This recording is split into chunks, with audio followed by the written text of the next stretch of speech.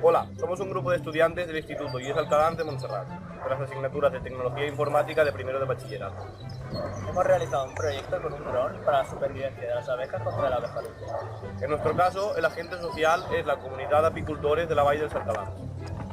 El proyecto consiste en el diseño y programación de un dron que describirá círculos en el cielo sobre las colmenas, al mismo tiempo que emite sonidos semejantes al de una ave rapaz. Estos sonidos ahuyentarán al abejaruco, que es el depredador por antonomasia de las abejas.